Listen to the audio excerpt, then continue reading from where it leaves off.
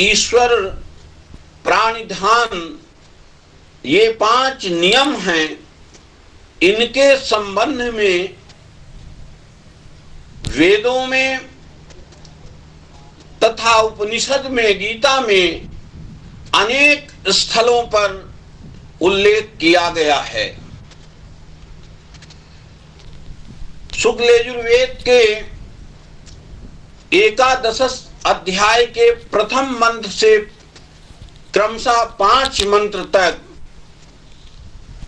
योग सूत्र के तमाम बीज हमें दिखाई देते हैं, जहां से मैं मानता हूं कि योग शास्त्र का मुख्य उत्स है। तो जैसे स्थिर सुखम आसनम कहा, यम नियम आसन प्राणायाम, तो जिस आसन पर बैठकर बिना हिले हुए पीड़ा का अभाव और ध्यान में स्थिरता रहे, वही आसन उपयुक्त माना। श्रीमद् भगवत गीता में भी इस पर चर्चा किया। शुचौ देशे प्रतिष्ठाप्य स्थिरम आसन मात्मनः आदि। नात् श्रुतम नाति नीचम चैलाजिन कुशोत्तमम। गीता अध्याय 6 श्लोक 11। अर्थात शुद्ध भूमि में जिसके ऊपर मृगछाला और वस्त्र बिछे हों और जो ना बहुत ऊंचा और ना बहुत नीचा हो, ऐसे आसन में स्थिर स्थापन करके एकाग्र मन से ध्यान करना चाहिए। प्राणायाम के संबंध में कहा, योग दर्शन में तस्मिन् सति श्वास प्रश्वास योगी योर गतिच्छेदः प्राणायामः। अर्थात प्राणवायु का शरीर में प्रवेश और बाहर निकलना, इन दोनों की गति रुक जाना ही प्राणायाम है। उपनिषद में कहा कि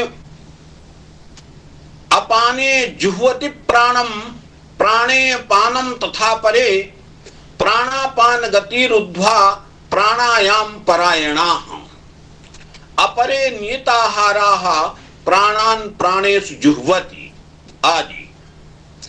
अर्थात अपान में प्राण वायु का, दूसरे योगी जन प्राण वायु में अपान वायु का हवन करते हैं और अन्य योगी जन नियमित आहार वाले प्राण वायु और अपान वायु की गति को रोककर प्राणों में ही हवन करते हैं। जज्जेन जज्जमय जंत देवास्तानि धर्माणि प्रथमान्यासन्ना की तरह। प्रत्याहार के संबंध में योग दर्शन में कहा, स्विषया संप्रयोगे चित्त स्वरूपानुकार इवेन्द्रियाणाम प्रत्याहारः। अर्थात साधना काल में साधक का इंद्रियों को, जो वाक् त्वक् चक्षुआ जिह्वा घ्राण पाद उपाधि इंद्रियां हैं, उनको विषयों से हटाकर चित्त को ध्यान में लगाकर तदाकार माने ध्येय स्वरूप हो जाना, अर्थात विलीन सा हो जाना प्रत्याहार है। प्राणायाम का अभ्यास करते करते मन और इंद्रियां शुद्ध हो जाती हैं। फिर इंद्रियों का बाह्य वृत्ति को सब ओर से समेटकर मन में विलीन करने के अभ्यास का नाम प्रत्याहार है। भगवती श्रुति भी यही कहती है, शिव संकल्प मस्तु संकल्प सूत्र जहां है, शिव संकल्प सूत्र, वहां मन की शुद्धि की चर्चा की गई है। भगवती श्रुति मन की और अपने संकल्प की शुद्धि के लिए मन को पवित्र करने की बात करती है। प्रत्याहार की सिद्धि हो जाने पर योगी की इंद्रियां उसके बस में हो जाती हैं और इंद्रिय जय के लिए अन्य साधन की आवश्यकता नहीं रहती। प्रत्याहार के संबंध में गीतोपनिषद में कहा गया कि यदा ही नेन्द्रियार्थेषु न कर्मस्वनु सज्जते सर्व संकल्प संन्यासी योगारूढ़स्तदोच्यते। अर्थात जिस काल में ना तो इंद्रियां के भोगों में और ना कर्मों में आसक्त होता है, उस काल में सर्व संकल्प का त्यागी पुरुष योगारूढ़ कहा जाता है। इसी प्रकार से अगला जो क्रम आता है धारणा का, तो योग दर्शन में कहा देश बंधश्चत्तस्य धारणा, नाभि चक्र हृदय कमल आदि शरीर के भीतरी देश और आकाश सूर्य चंद्रमा आदि देवता या कोई भी मूर्ति तथा कोई भी पदार्थ बाहर के देश हैं, उसमें से किसी एक देश में चित्त की वृत्ति को लगाने का नाम धारणा है। वहां भगवान वेदव्यास ने भी यही बात कहा, स्पर्शान कृत्वा बहिर्वाह्यांश चक्षुश्चैवान्तरे भ्रुवोः प्राणौ पानौ समौ कृत्वा प्राणापानौ समौ कृत्वा नासाभ्यंतर चारिणौ यतेन्द्रिय मनोबुद्धिर मुनिर मोक्ष परायणः विगते क्षाभय क्रोधो यह सदा मुक्त एव सः। जो योगी मन बुद्धि को बस में करके विषयों को आहार से विषयों को बाहर से ही रखकर अर्थात मन को विषयों से हटाकर बाहर कर दृष्टि को भौहों के मध्य स्थापित कर प्राण और अपान वायु को नासिका के अंतर्गत स्थापित कर मोक्ष परायण हो, इच्छा भय क्रोध आदि को समाप्त कर देता है, वह मुक्त ही है। इसी प्रकार से ध्यान के संबंध में योग दर्शन में कहा तत्र प्रत्येक तानता ध्यानम, जिस ध्येय वस्तु में चित्त लगाया जाए उसी में चित्त का एकाग्र हो जाना, अर्थात केवल ध्येय मात्र की ही वृत्ति का प्रवाह चलना, उसके बीच किसी दूसरी वस्तु का ना उठना ध्यान है। श्रीमद् भगवत गीता में कहा कि समम कार्य शिरोग्रीवम धारयन् अचलम स्थिरः संप्रेक्ष्य नासिकाग्रम स्वम दिशश्चानवलोकयन् युञ्जन्नेवं सदात्मानं योगी विगत मानसः शांतिम निर्वाण परमां मत संस्थाम अधिगच्छति आदि। काय सिर और गले को समान एवं अचल धारण करके स्थिर होकर अपनी नासिका के अग्रभाग पर दृष्टि जमाकर अन्य दिशाओं में न देखता हुआ वश में किए हुए मन को निरंतर परमेश्वर में लगाते हुए योगी मोक्ष परायण परम शांति को प्राप्त होता है। सर्वद्वाराणि संयम्य मनोहृदि निरुद्ध च आदि। यहां कहा कि यह प्रयाति जन्देहम सयाति परमाम गतिम, सब इंद्रियों के द्वारों को रोक कर मन को हृदय में स्थित कर जीते हुए मन द्वारा प्राण को मस्तक में स्थापित करके ओम ओम इस एकाक्षर ब्रह्म का उच्चारण करते हुए परमात्मा में योग धारण कर शरीर त्यागने वाला योगी परम गति को प्राप्त होता है। अब यहां जो ओमकार है, तो ओम शब्द गीतोपनिषद के प्रत्येक अध्याय के अंत में ओम तत्सदिति पदों से अद्वैत वेदांत की पुष्टि होती है, और ओम पद को प्रणव एवं एकाक्षर माना है।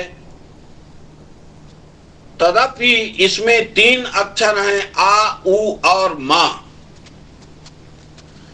अकारो वासुदेवः स्यादुकारः शंभुवाचकः, मकारो ब्रह्मवाची स्यात् ओंकारस्तृतीयात्मकः।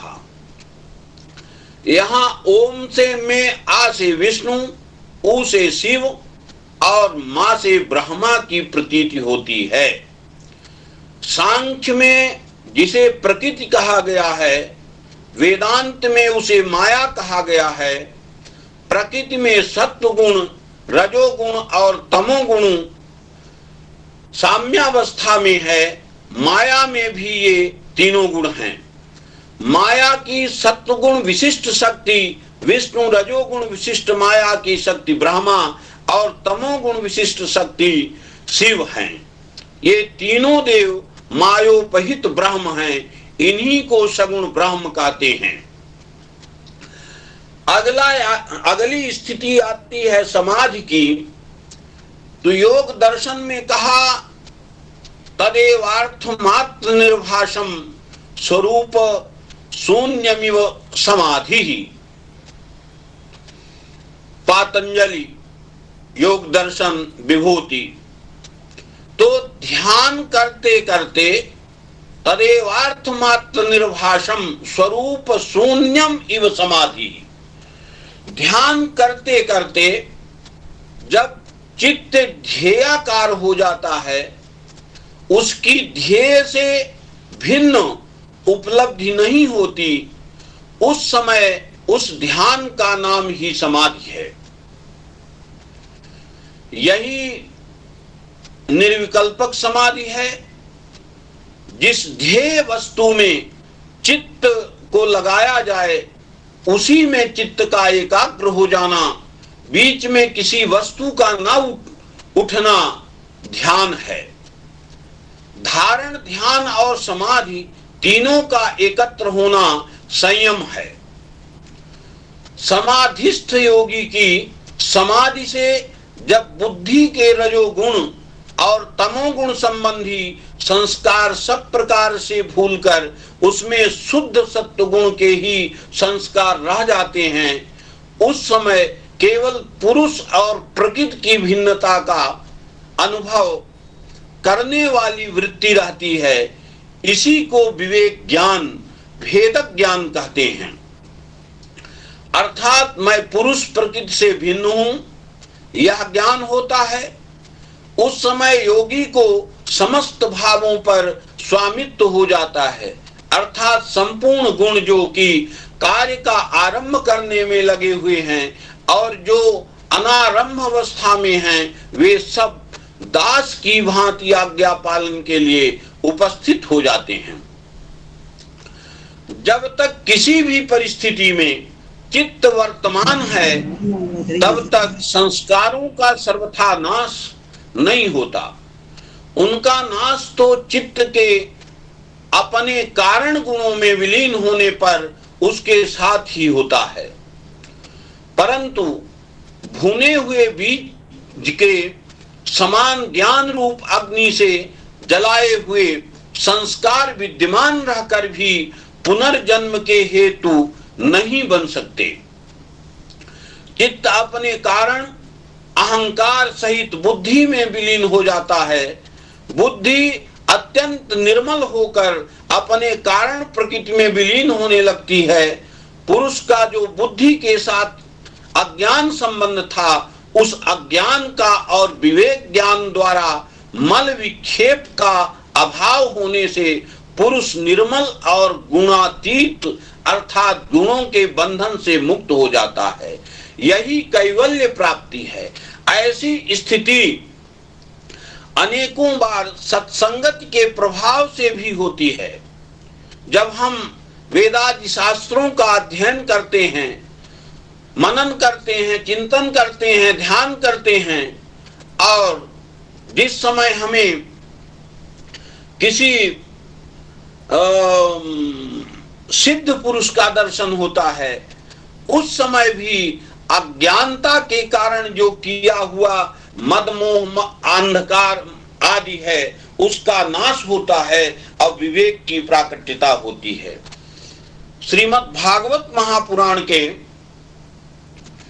महात्म्य में भगवान वेद व्यास जी लिखते हैं कि भाग्योदयेन बहुजन्म समर्जितेन सत्संगमं च लभते पुरुषो यदा वै अज्ञान हेतु कृत मोह मदांधकार नासम विधाय ही तदोदयते विवेका। कहा कि भाग्योदयेन बहुजन्म समर्जितेन, अनेकों जन्म जन्मांतर का जब भाग्योदय होता है तो उस भाग्योदय का फल ये है कि सत्संग प्राप्त होता है व्यक्ति को। सत्संगमं च लभते पुरुषो यदा वै, व्यक्ति को पुरुष को सत्संग मिलता है।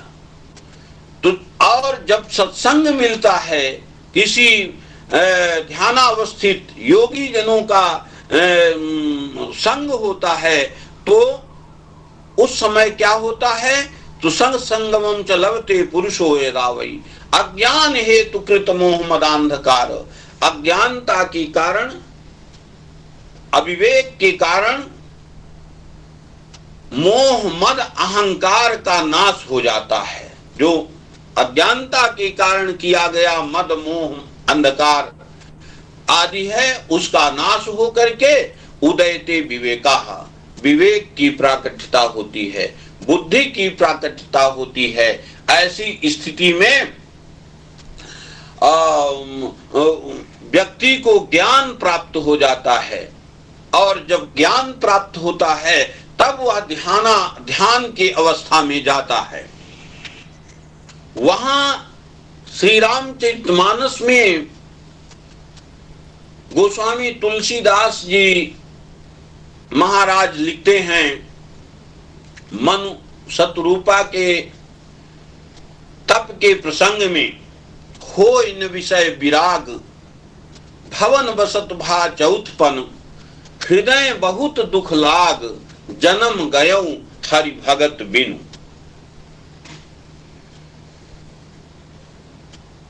बहुत दिनों से भगवान मनु शतरूपा राजा रानी हैं।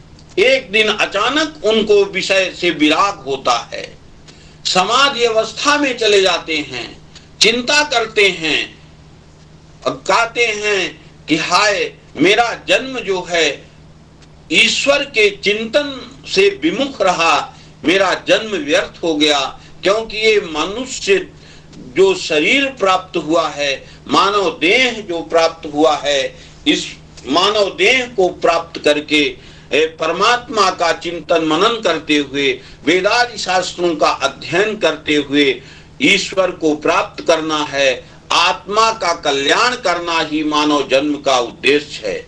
बाकी जो 83,09,999 योनियां हैं वो भोग योनियों के अंतर्गत आती हैं। यही मनुष्य योनि है जो कर्म योनि है, और इसमें हम योगाभ्यास के द्वारा जो यम नियम आसन प्राणायाम प्रत्याहार धारणा ध्यान समाधि आदि के द्वारा हम परमात्मा को प्राप्त करते हैं। हम आत्मा व अरे द्रष्टव्यः श्रोतव्यः निदध्यासितव्यः, उस आत्मा का चिंतन करते हैं।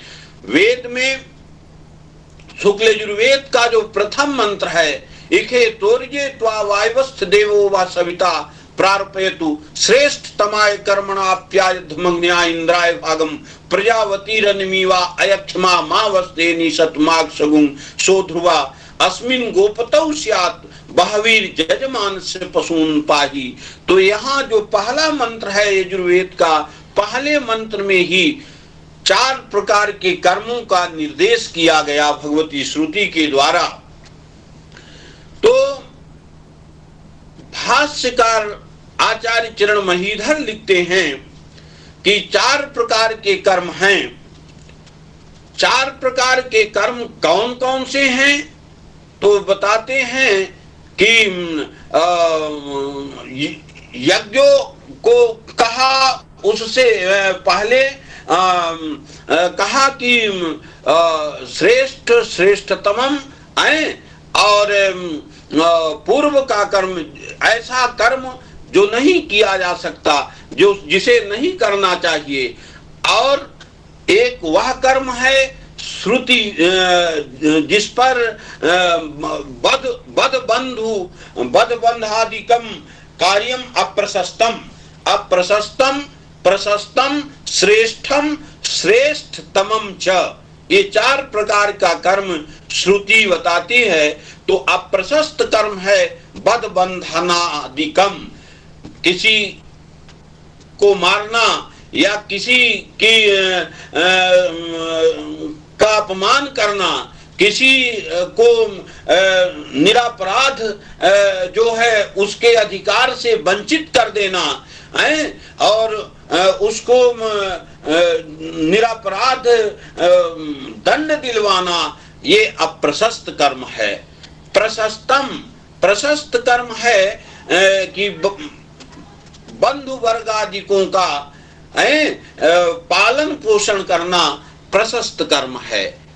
और श्रेष्ठम, श्रेष्ठ इसमें स्मृत्युक्तम वापी कूप तड़ागादि नाम निर्माणम, स्मृति में कहे गए वापी कूप तड़ागादि का निर्माण कराना, पंचवटी लगाना, वृक्षों को लगाना, और फलदार वृक्षों को लगाना, बगीचा लगाना, ये श्रेष्ठ कर्म है। श्रेष्ठ कर्म मतलब जो सार्वजनिक कर्म है, जिसमें जैसे हम वापी कूप तड़ाग आदि का जब निर्माण करते हैं, फलदार वृक्ष लगाते हैं, उससे चींटी से लेकर के ब्रह्मा तक तृप्त होते हैं। जल को ग्रहण करेंगे, पशु पक्षी भी ग्रहण करेंगे, जो हमारे हैं जो हमारे नहीं हैं पालतू वो भी ग्रहण करेंगे। इसी प्रकार से फलदार वृक्ष है तो नवचर जलचर तमाम जीव उसको प्राप्त करते हैं, खा करके तृप्त होते हैं। तो ये जो सार्वजनिक काम है, इस कार्य को श्रेष्ठ कर्म कहा श्रुति ने। और फिर अगला कहता है श्रेष्ठतमम, श्रेष्ठतरम वा। तो श्रेष्ठ यज्ञो वै श्रेष्ठतमम कर्म सतपथ ब्राह्मण। सतपथ ब्राह्मण में कहा गया कि यज्ञो वै श्रेष्ठतमम कर्म, यज्ञ जो है श्रेष्ठतमम कर्म है, श्रेष्ठतरम तर कर्म है, क्योंकि यज्ञ से ही जो यह सृष्टि है, चराचरात्मक जगत है, इस जगत का, इस सृष्टि का संतुलन बनता है।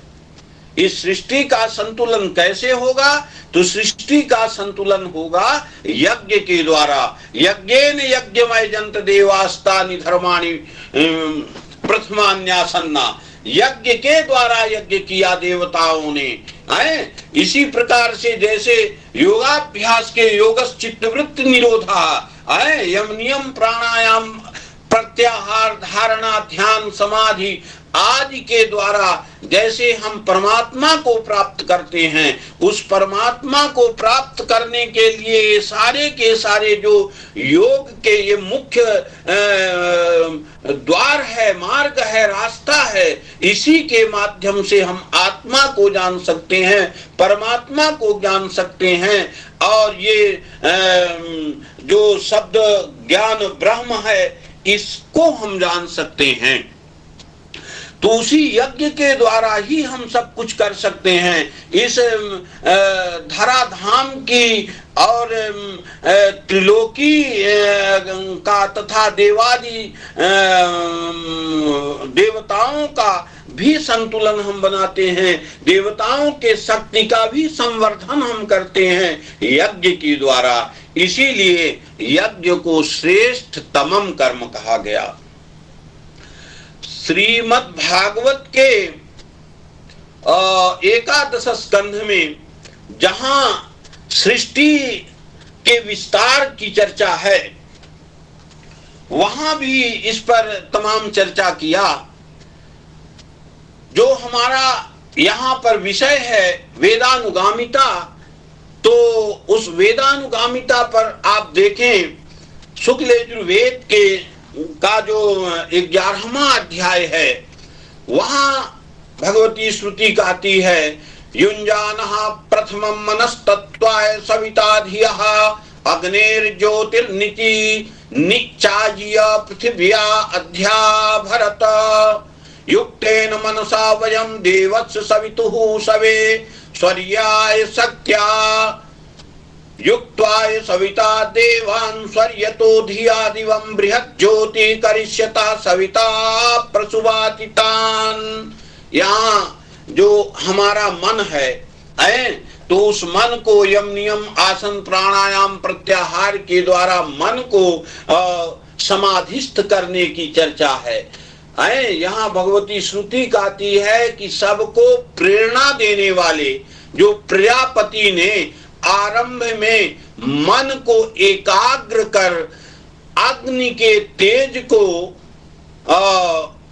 ज्ञान को 5 पशुओं में प्रविष्ट कराकर बुद्धिपूर्वक मानस भूमि में धारण किया।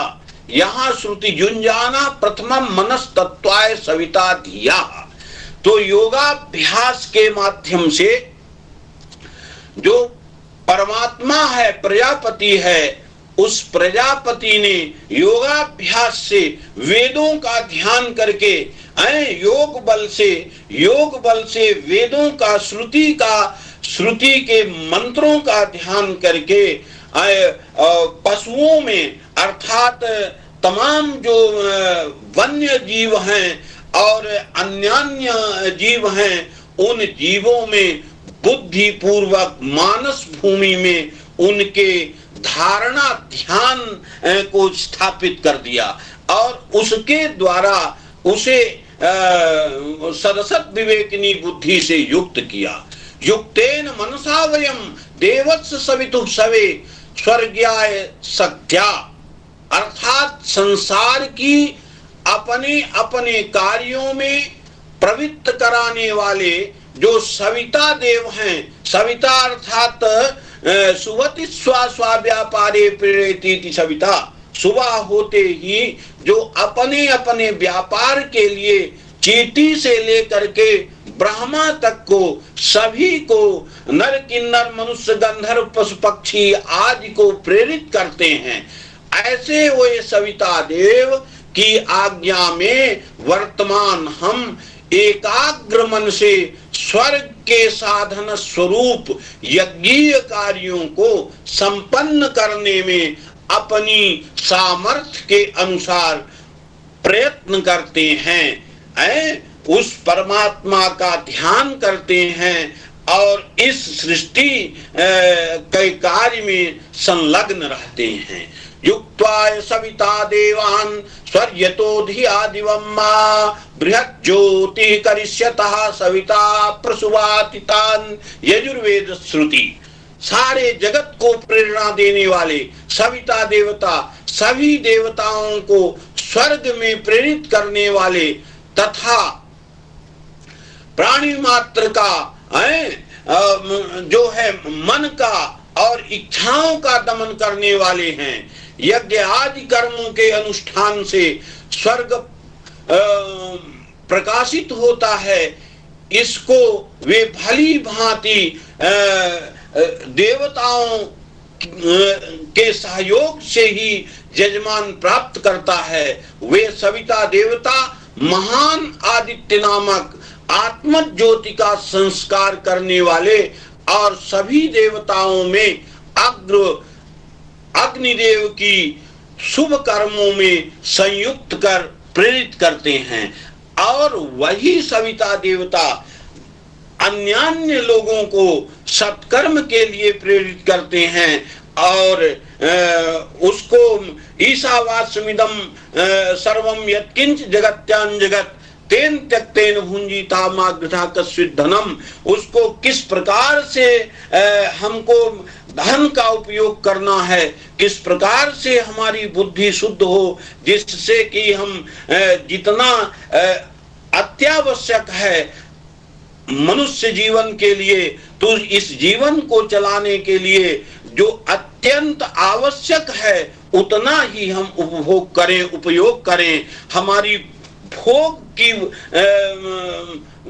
मनसा ना हो, हम जो है तो भगवान का चिंतन करने के लिए, आराधना करने के लिए, इस शरीर को संरक्षित रखने के लिए, उस देवता का, उस महा पुरुष का चिंतन करने के लिए केवल हम अल्पाहार करें और कम से कम वस्तु को ग्रहण करके अपना जो है जीवन निर्वाह करें।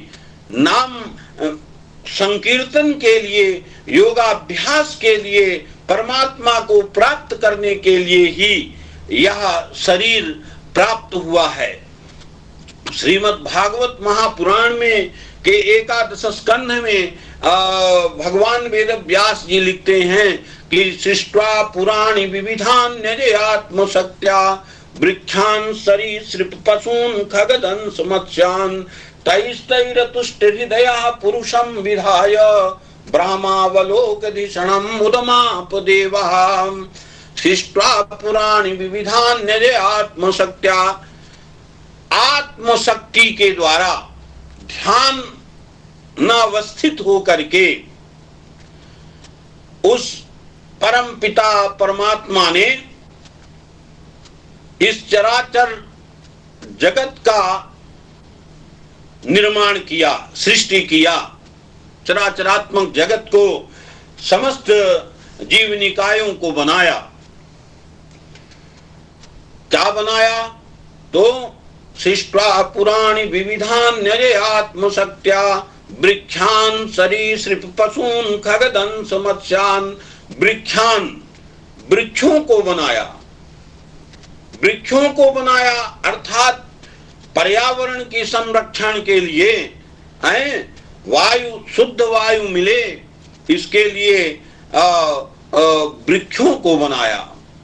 वृक्षान् सरीसृप, सबसे पहले जल को बनाया, फिर वृक्षों को बनाया। सरीसृप पशून, सरकने वाले जो सर्पादि हैं उनको, जीवों को बनाया। वृक्षान् सरीसृप पशून खगदंश मत्स्यान्, पशुओं को बनाया है। चतुष्पाद वन्य पशुओं को बनाया, ग्राम्य पशुओं को बनाया। खगदंश मत्स्यान्, नवचर जीवों को बनाया। दंश माने मच्छरादिकों को बनाया, और मत्स्यान् माने जलचर जीवों को, मछलियों को, मगर को, आदि जलचर जीवों को बनाया। तैस्तैरतुष्ट हृदया, इन सब को बनाने के बाद भी असंतुष्ट हृदया ब्राह्मणः, तैस्तैरतुष्ट हृदया पुरुषं विधाय। असंतुष्ट हृदय ब्राह्मणः, ब्रह्म ने पुरुष को बनाया, स्त्री को बनाया, नर नारियों को बनाया, और नर नारी को बना करके तैस्तैरतुष्ट हृदया पुरुषं विधाय ब्रह्मावलोकधिषणं मुदमापदेवः। ब्रह्मा ने जब देखा कि यह जो मनुष्य है, जो ये मेरे द्वारा जो ये मनुष्य का निर्माण किया गया, यह जो मनुष्य है इसके सदसद विवेकिनी बुद्धि है, और ये सदसद विवेकिनी बुद्धि के द्वारा इस संसार को चलाने के लिए, जो संसार का बैलेंस बनाने के लिए यज्ञादि हवन आदि कर्म करता है, उस यज्ञादि कर्म को करने का इसमें सामर्थ्य है, यह करेगा, जिससे इस संसार चलता रहेगा। इस प्रकार से मनुष्य को बनाने के बाद वह अत्यंत संतुष्ट हुआ और प्रसन्न हुआ, जबकि अन्यान्य जीवों को बनाने के बाद वह असंतुष्ट रहा। उसको लगा, उस ब्रह्म को लगा कि इससे सृष्टि ज्यादा दिन तक चलने वाली नहीं है, क्योंकि जब पाप पुण्य दोनों होगा तो इसका बैलेंस बनेगा, और जब पाप ही पाप होगा तो धनक्षय वर्धति जठराग्नि पुण्यक्षय क्षीण नरा भवन्ति। जब धन का क्षय होता है तो जठराग्नि बढ़ती है, भूख बहुत लगती है। अब पुण्यक्षय क्षीण नरा भवन्ति, जब पुण्य क्षीण होता है किसी का तो क्षीण नरा भवन्ति, क्षीण संतति उत्पन्न होती है।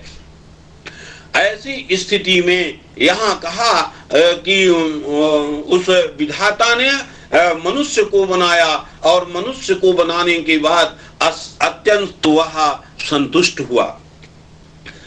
मित्रों, इस संबंध में आचार्य चरण धर्म सम्राट स्वामी कृपात्री जी महाराज बहुधा कहा करते थे कि जो मनुष्य है और पशु है, इनमें अंतर क्या है? तो कहा कि मनुष्य भी सोचता है, चिंतन करता है, पशु भी सोचता है, चिंतन करता है, तर्क करता है। एक गाय जब खेत खाने जाती है, कोई उसको मारता है डंडे से, तो दोबारा जब खेत खाती है, किसी डंडे धारी पुरुष को देखती है तो भाग देती है, वहां समझ जाती है कि मारेगा। इसी प्रकार से एक श्वान कुत्ता चोर को पकड़ लेता है, चोर का अन्वेषण करता है, बड़े बड़े बम्ब को जान जाता है और उसको जो है निष्क्रिय कर देता है। तो ये सारी तर्क बुद्धि पशुओं में भी है। फिर स्वामी जी कहते थे कि अंतर क्या है? तो मतयो यत्र गच्छन्ति तत्र गच्छन्ति वानराः। जहां मति जाती है वहीं जो प्रवृत्त हो जाता है, मति के अनुसार जो कार्य करता है वह पशु है। मतयो यत्र गच्छन्ति तत्र गच्छन्ति वानराः। वानर माने पशु। अशास्त्राणि यत्र गच्छन्ति तत्र गच्छन्ति मानवाः। जहां शास्त्र जाते हैं, जो शास्त्र पूतम समाचरेत, जो शास्त्र के निर्देश के अनुसार प्रवृत्त होता है, कार्य करता है, वह मनुष्य है। मनुष्य के पास शास्त्र की व्यवस्था है, एक पूरा का पूरा शास्त्र है। उसको कैसा व्यवहार करना चाहिए, कैसे रहना चाहिए, कैसे सत समाज में जीना चाहिए, यह सारी की सारी उसके पास व्यवस्था है, एक संविधान है। तो उस संविधान के, शास्त्र के संविधान के अनुसार जो चलता है, जो व्यवहार करता है, वही मनुष्य है। और यदि शास्त्र के कथनानुसार वह व्यवहार नहीं करता तो वह देखने के लिए दो पैर, दो आंख, दो हाथ का है, लेकिन वास्तव में है वह पशु ही। मनुष्य रूपेण मृगाश्चरन्ति येषां न विद्या न तपो न दानम ज्ञानम न शीलम न गुणो न धर्मः ते मृत्यु लोके भूविभार भूता मनुष्य रूपेण मृगाश्चरन्ति। मनुष्य के रूप में पशु ही विचरण करते हैं और कुछ और नहीं है वो। इसलिए तमाम जो योग शास्त्र है, पातंजल योग दर्शन है, इसका जो इतिहास है, इसका जो उत्स है, वह वेद है। आचार्य चरण बालकृष्ण जी ने इस पर बहुत कुछ काम किया है।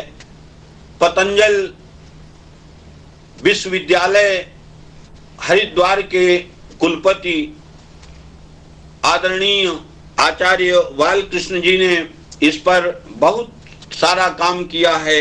योग विज्ञानम करके उन्होंने ग्रंथ लिखा है और भी कई किताबों योग पर उन्होंने संपादित की है। तमाम शास्त्रों के वचनों को लिया है। वेदादि का भी उदाहरण वहाँ प्राप्त होते हैं। योगाक्ष ब्रह्म विद्याया आरभ्य सकलास्तुयाः विद्या अत्र विराजन्ति वेद मूला इमा समाः। हैं इस धरा पर योग विद्या या ब्रह्म विद्या से लेकर जितनी भी विद्याएं हैं उन सभी का जनक वेद है। एकादशे तथाध्याये यजुर्वेदस्य चादितः पंच मंत्रास्त्र योगस्य महिमानं प्रचक्षते यमानां नियमानां च योग शास्त्रादिगामिनां वेदेष्वनेक चर्चा प्रत्यक्षम व परोक्षतः। कहीं प्रत्यक्ष चर्चा है, कहीं परोक्ष चर्चा है वेदों में योग की, लेकिन चर्चा सर्वत्र है।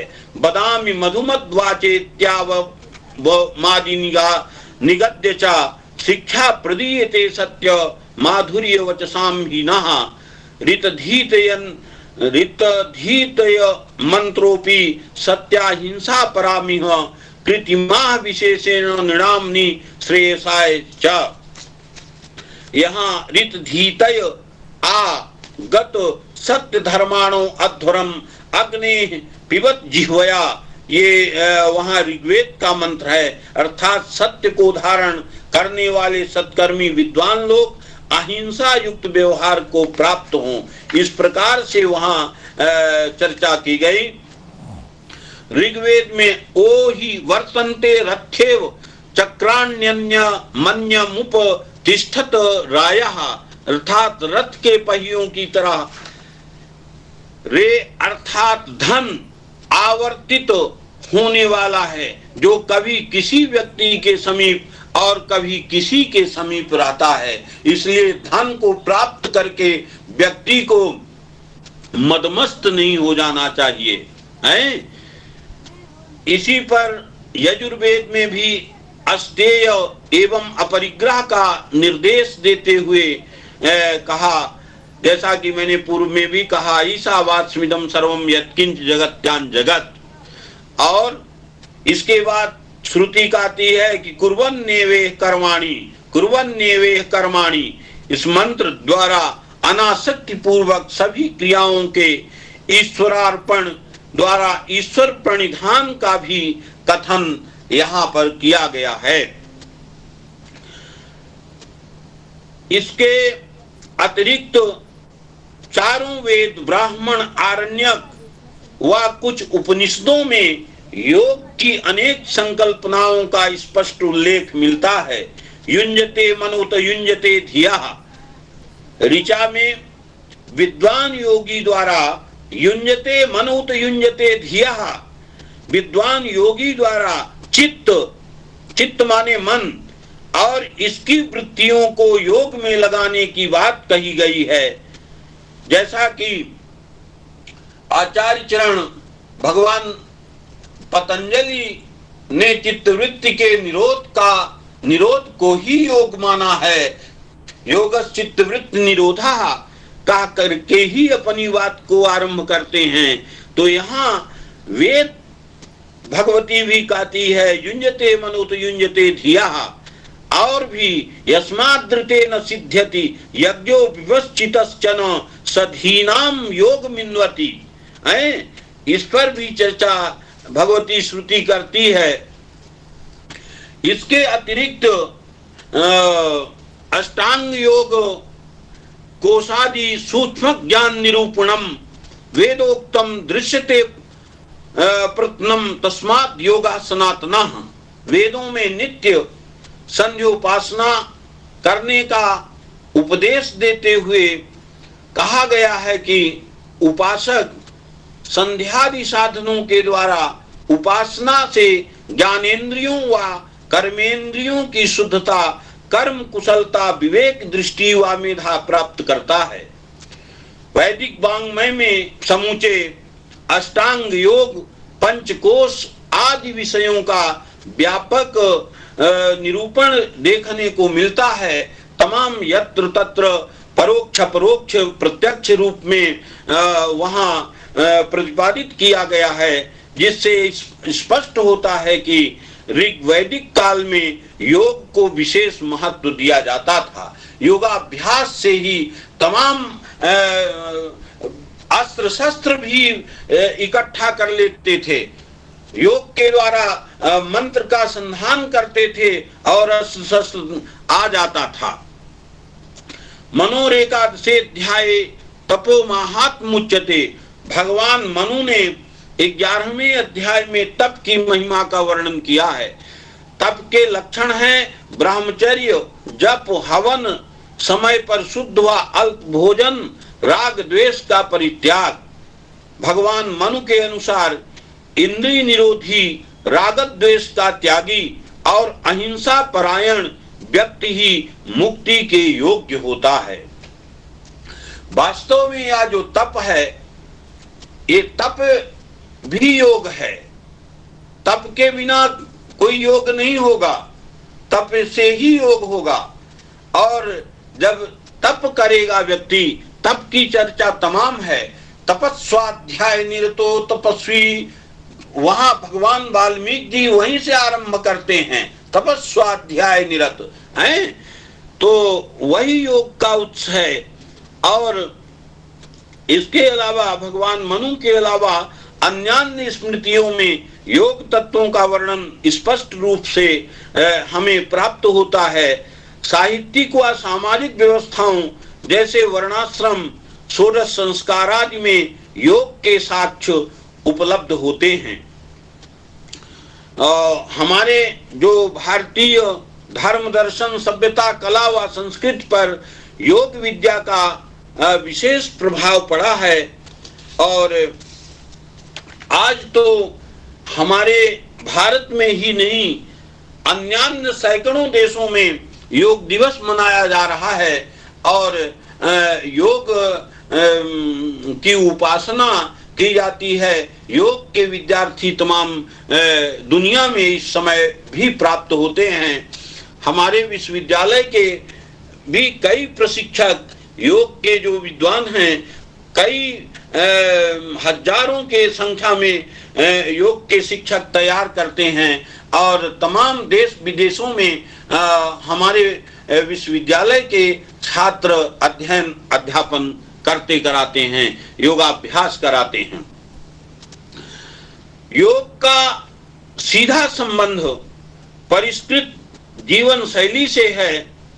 अष्टांग योग से शील अर्थात आचरण शुद्धि, समाधि, समाधि मतलब एकाग्रता एवं विवेक ख्याति प्रज्ञा की प्राप्ति अथवा सम्यक चरित्र, सम्यक दर्शन एवं सम्यक ज्ञान, तत्व ज्ञान, यथार्थ ज्ञान को प्राप्ति, यही योग की साधना का क्रम बताया गया है। अभ्युदय एवं निश्रेयस की प्राप्ति हेतु अत्यंत पुरुषार्थ करके त्रिविध दुखों की निवृत्ति करना, यही योग का अंतिम ध्येय है, यही पूर्ण अध्यात्म विद्या है। रामायणं च वाल्मीकं पश्चात वेद चतुष्टयात् जाता सामाजिको ग्रंथो यत्र रामस्य जीवनम पूर्णम योगमयम प्रोक्तम कर्म योग परायणम। भगवान वाल्मीकि रचित रामायण वेदों की परवर्ती परंपरा में एक सामाजिक ग्रंथ है। रामायण में यत्र तत्र सर्वत्र योग की शिक्षा हमें प्राप्त होती है और इसमें भगवान राम का जो जीवन है योगमय एवं कर्मयोग परायण के रूप में वर्णित किया गया है। भगवती सीता का चाहे वह चरित्र हो, चाहे मर्यादा पुरुषोत्तम श्री राम का चरित्र हो, वहां उनका जो चरित्र है, उनकी जो जीवन शैली है अत्यंत योगमय है, योग से अनुशासित है। और कहीं भी आप देखिए रामायण के की जो कथा है, आप चाहे भवभूति का रामायण देखें, उत्तर रामचरितम, वहां उत्तर रामचरितम का में जो वर्णन है, वहां उत्तर रामचरितम में आचार्य चरण कविवर भवभूत जी लिखते हैं कि भगवती सीता को संदेश देते हुए, भगवती सीता को संदेश देते हैं अष्टावक्र जी, और कहते हैं कि विश्वम्भरा भगवती भवती मसूत राजा प्रजापति समोजन का पिता ते, तेसाम बधूस्तमसि नंदिनी पार्थिवानाम येसाम कुलेषु सविता च गुरुर्वयम च। विश्वम्भरा भगवती भवती मसूत, हे सीते, हे सुंदरी सीते, विश्वम्भरा या विश्व का भरण पोषण करने वाली जो वसुंधरा है, उसने आपको जन्म दिया है।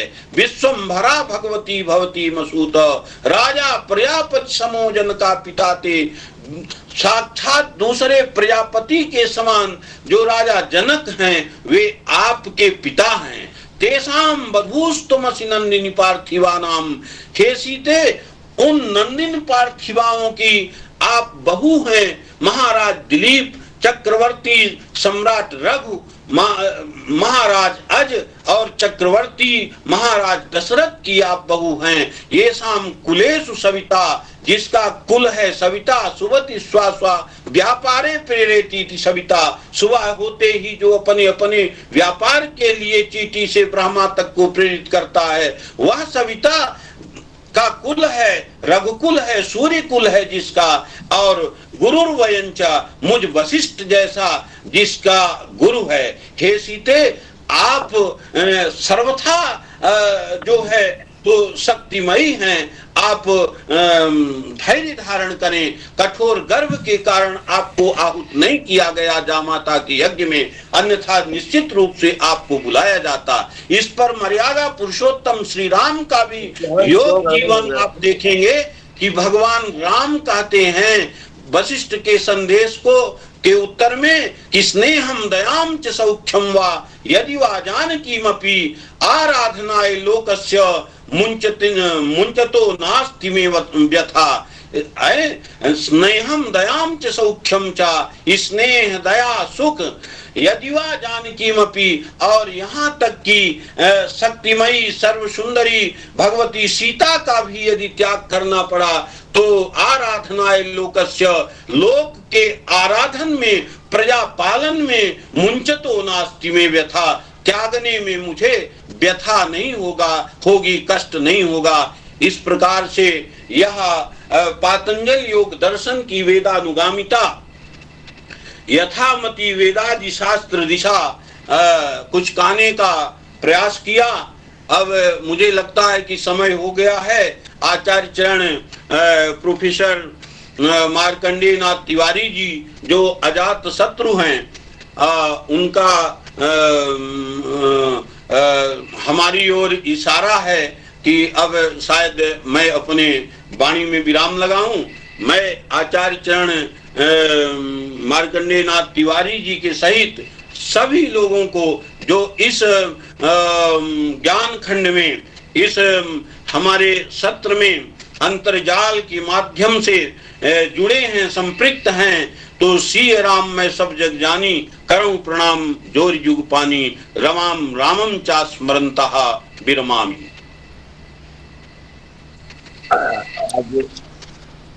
इस अद्भुत व्याख्यान में आचार्य मिश्र जी ने योग दर्शन के बीज का ही प्रतिष्ठापन किया। वेद ही मूल है और वेद से ही समस्त शास्त्रों का विस्तार हुआ, और वास्तव में योग तो उसका हृदय ही है, ऐसा आचार्य श्री का मंतव्य है। आचार्य श्री का इसी प्रकार ओजस्वी स्वरूप है हम लोगों को प्राप्त होता रहे। मैं बाबा विश्वनाथ से ही कृपा, वो हम लोगों पर इसी प्रकार जो है कृपा बनाए रखें। और साक्षात जो है मिश्र जी वेद पुरुष हैं, वेद के विद्वान हैं, वेद के स्वाध्यायी हैं, ये हम लोगों का सौभाग्य है कि जब भी हम निवेदन करते हैं तो आचार्य जी हम लोगों से जुड़ते हैं और बहुत नई नई बातों को जानने का अवसर मिलता है। अब मैं स्वाध्याय के क्रम में प्रोफेसर उमा रानी त्रिपाठी जी से अभ्यर्थना करूंगा। देखें, हमने एक प्रकल्प इसलिए रखा व्याख्यान का कि जो स्वाध्याय चल रहा है इसमें गंभीर विषय आ रहे हैं और उसका विशद विवेचन आचार्य जी के मुखारबिंद से किया जा रहा है, फिर भी उसका उत्स कहाँ है इसको भी खोजने का हम प्रयास कर रहे हैं। तो इस क्रम में ये अमित जी का जो व्याख्यान है हम लोगों के लिए एक उपादेय होगा, एक मील का पत्थर साबित होगा। अब हम परिचय के क्रम में अभी तो कुछ एसएमएस भी आया, नुपुर गोस्वामी जी वृंदावन से लिख रही हैं कि हमारा नाम नहीं लिया जा रहा है। ऐसी बात नहीं है, हम सभी से आप परिचय करना चाहते हैं और आपका परिचय कराना चाहते हैं, परंतु समय की एक सीमा है तो इसलिए 10-15 लोगों का परिचय प्रतिदिन होगा। आप लोग परिचय के लिए तैयार रहेंगे। जैसे आचार्य जी का पाठ संपन्न होगा अंत में हम परिचय करेंगे। अब मैं माननीय आचार्य जी के चरणों में प्रणाम करते हुए मैं उनसे अपने व्याख्यान के लिए निवेदन कर रहा हूँ।